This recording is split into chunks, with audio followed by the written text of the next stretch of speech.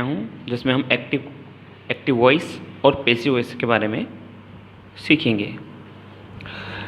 तो सबसे पहले एक्टिव से पैसिव बनाने के लिए हमें सेंटेंस को समझना ज़रूरी है कि एक्टिव में सेंटेंस कैसे होता है और पैसिव में सेंटेंस किस प्रकार से होता है।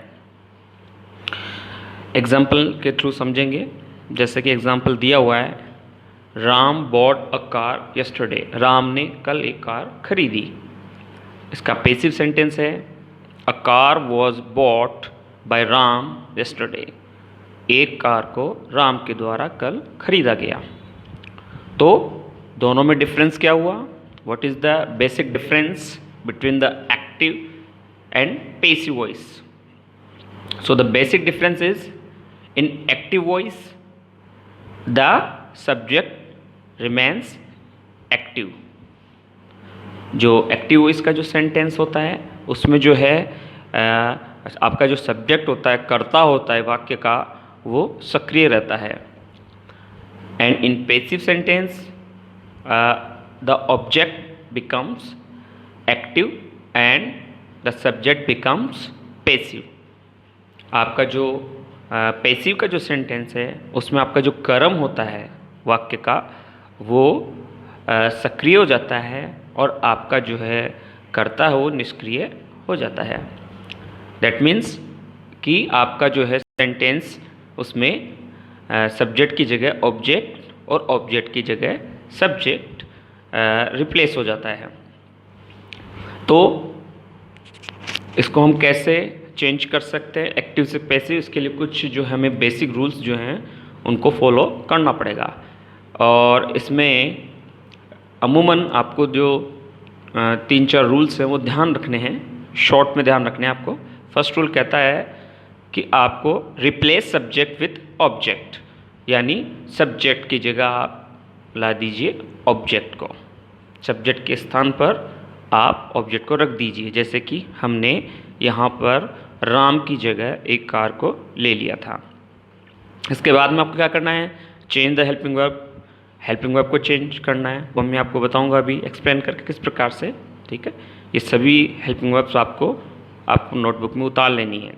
ठीक है, तीसरा आपको क्या करना है? थर्ड फॉर्म आपको लगा देनी है। और चौथा आपको क्या करना है? थर्ड फॉर्म के बाद में बाई लगा देना है, उसके बाद सब्जेक्ट को रख देना है। ये 4 रूल्स आपको फॉलो करने हैं। अब देखते हैं कि किस प्रकार से हम हेल्पिंग वर्ब चेंज कर सकते हैं। बहुत ही आसान है। तो आपको क्या ध्यान रखना है? इज, एम, आर, वॉज, वर, ये 5 जो हेल्पिंग वर्ब है जो कि प्रेजेंट कंटिन्यूस टेंस में आपकी आती है और पास्ट कंटिन्यूस टेंस में आती है, तो उसमें हम उनको क्या लगाना है? बीइंग लगाना है। Is being, am being, are being, was being, were being, इस तरह से।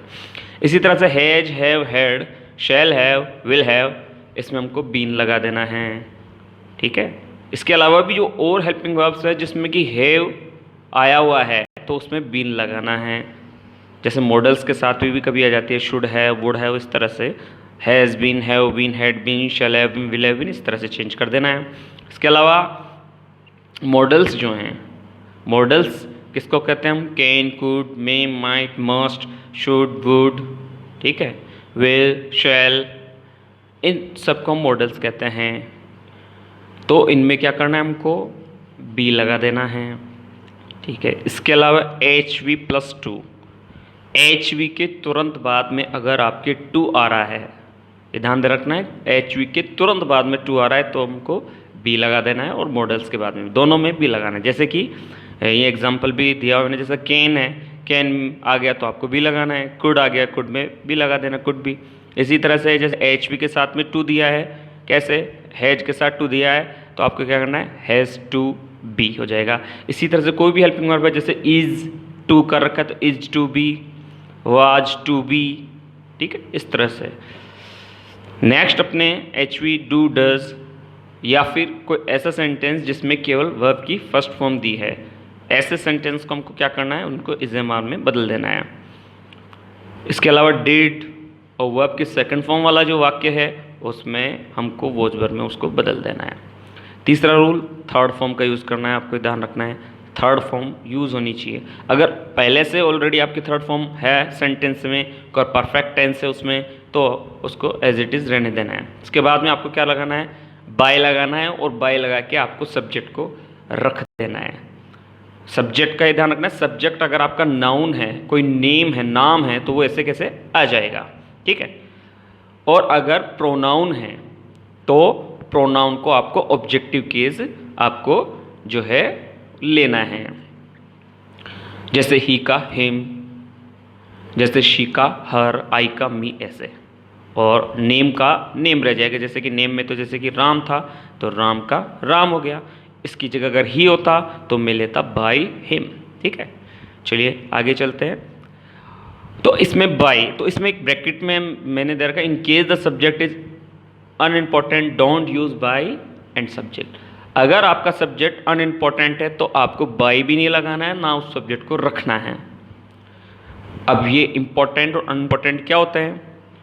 वो सब्जेक्ट इंपॉर्टेंट होते हैं जो कि नॉन होते हैं, ज्ञात होते हैं, और ऐसे सब्जेक्ट जिनको जो अननोन होते हैं, मतलब एक्शन कार्य हो जो हो रहा है सेंटेंस में, वर्क जो हो रहा है उसको करने वाला अगर अननोन है, अज्ञात है, तो वो अनइम्पॉर्टेंट सब्जेक्ट कहलाते हैं, ठीक है। तो इसमें हम वी, दे, समबडी, समवन, ठीक है, नोबडी, नो वन, समथिंग, ऐसे और भी होते हैं जिनको हम अननोन कहते हैं। ओके, तो इस तरह से हमें ये बेसिक रूल फॉलो करने हैं।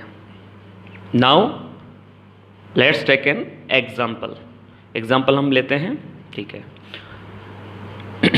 जैसे कि simple sentence, Mohan can speak English, Mohan अंग्रेजी बोल सकता है, मोहन सब्जेक्ट है, कैन हेल्पिंग वर्ब है, स्पीक जो है आपके वर्ब है, और इंग्लिश आपके ऑब्जेक्ट। तो ऑब्जेक्ट को सबसे पहले अपना नियम क्या है, सब्जेक्ट की जगह ऑब्जेक्ट, तो हमने क्या लिया, मोहन की जगह इंग्लिश।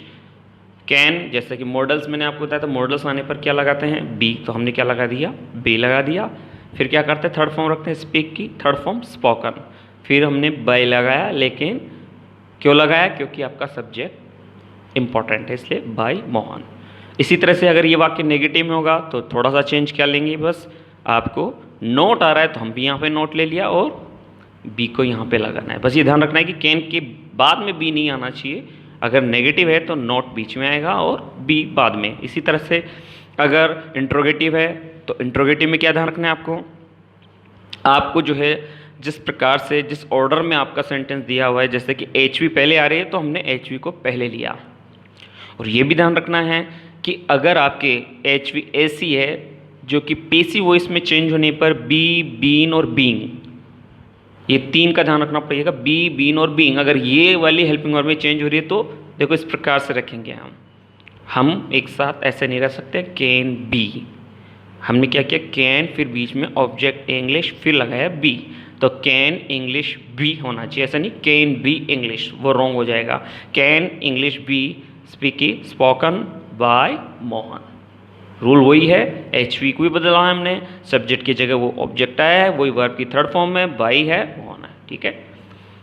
नेक्स्ट एग्जांपल और देखिए, children are playing indoor games nowadays, तो देखो इंडोर गेम्स, यहाँ पे प्लेइंग का जो ऑब्जेक्ट है, उस वर्ब का ऑब्जेक्ट कौन है, इंडोर गेम्स। बच्चे जो है इन दिनों इंडोर गेम्स खेल रहे हैं, तो indoor games are being played by the children nowadays, ठीक है। तो इस तरह से इस एम आर में हम बीइंग लगाते तो हमने बीइंग लगा दिया। इसके बाद में है, अगर ये नेगेटिव में है तो children are not playing indoor games nowadays, तो हमने वही सब्जेक्ट की जगह ऑब्जेक्ट आर नॉट बीइंग, अब नोट आ गया तो हमने भी इसको बीच में ले लिया। जैसे कि मैंने आपको पहले बताया, बी, बीन और बीइंग वाली जो भी हेल्पिंग वर्ब जो चेंज होती है उसमें नोट अगर नेगेटिव है तो आपको नोट को उसको बीच में रखना है, ठीक है। Bye the children now a days ऐसे कैसे आ जाएगा, ठीक है। अगर ये इंट्रोगेटिव में है तो वही बात है, इसमें भी आपको एच वी के नीचे एच वी ले लिया आपने, और सब्जेक्ट की जगह आपने ऑब्जेक्ट ले लिया, ठीक है। जैसे मैंने आपको पहले बताया कि बीइंग आपके जो आ रहा है, बी, बीन और बीइंग अगर इंट्रोगेटिव में आते हैं तो इनको भी आपको एक साथ नहीं रखना है। हम ऐसे नहीं रख सकते आर बीइंग, नहीं, are being indoor games, no, are indoor games being, ठीक है। यहाँ रखना है ऑब्जेक्ट के बाद, played by the children nowadays, इस तरह से। एक और एग्जांपल लेते हैं, they bought a car, new car last month. अब इसमें जो है आपके जो है वर्ब दी है, सेकंड फॉर्म दी है, ये वर्ब आपको पहचाननी पड़ेगी कि फर्स्ट फॉर्म है या सेकंड फॉर्म है। और ये ऑब्जेक्ट ए न्यू कार, तो इसमें ऑब्जेक्ट है न्यू कार, ए न्यू कार, ठीक है। अब सेकंड फॉर्म था, सेकंड फॉर्म थी इसलिए हमने क्या लिया, वॉज वर्ब में बदलते हैं, सिंगुलर इसलिए हमने वॉज लिया। बॉट और बाई नहीं लगाया हमने, क्योंकि अब आपका सब्जेक्ट अनइम्पॉर्टेंट है, दे। लास्ट मंथ जो है ऐसे कैसे आ गया। इसी तरह से ये नेगेटिव में है, they did not buy a new car last month, तो हमने a new car was not bought last month. तो नेगेटिव में हमने क्या किया, एच पी के बाद में नोट दे रखा है तो हमने भी नोट ले लिया ऐसे कैसे। ये अगर इंट्रोगेटिव में है तो did they buy a new car last month, तो एच पी के नीचे एच पी वॉज आ गया, ठीक है। इसके बाद में सब्जेक्ट के नीचे ऑब्जेक्ट और बाय की थर्ड फॉर्म जो है बॉट, और बाय हम लगाएंगे नहीं, ठीक है, और लास्ट मंथ। तो इस तरह से हम जो है simple negative interrogative, interrogative negative, ऐसे जो है वाक्य हैं उनको हम पैसिव वॉइस में बदल सकते हैं, ठीक है। इसके अलावा मैं आपको यही बताना चाहता हूँ कि WH वर्ड वाले जो होते हैं आपके, ठीक है, उनमें आपको क्या करना है, कुछ नहीं करना है आपको जैसे कि WH वर्ड वाला कोई अगर क्वेश्चन आपके आता है तो बस WH वर्ड आपका शुरू में ऐसे कैसे रह जाएगा। You don't need to do anything, बस आपको क्या करना है, WH वर्ड को ऐसे कैसे रखना है, वाक्य ऐसे कैसे चाहिए, ठीक है। इसमें भी कुछ WH वर्ड है, हु और हुम, वो उसका अलग बनता है जो मैं आपको नेक्स्ट वीडियो में बताऊंगा। और भी इसके बहुत सारे टाइप्स हैं जो कि हम नेक्स्ट वीडियो में डिस्कस करेंगे। आशा करता हूँ आपको ये जो है वीडियो से आपको कुछ समझ में आया होगा। नेक्स्ट वीडियो में हम आगे वाले जो टाइप्स हैं इसके और भी डिस्कस करेंगे, तो वीडियोज़ आप देखते रहिए, शेयर कीजिए, और जो बेल आइकन है आपके जो है यूट्यूब चैनल पे मेरे, उसको आप क्लिक कर देंगे ताकि आप जब भी वीडियो अपलोड होगा तो उसका जो नोटिफिकेशन है आपको मालूम हो जाएगा। Thank you very much.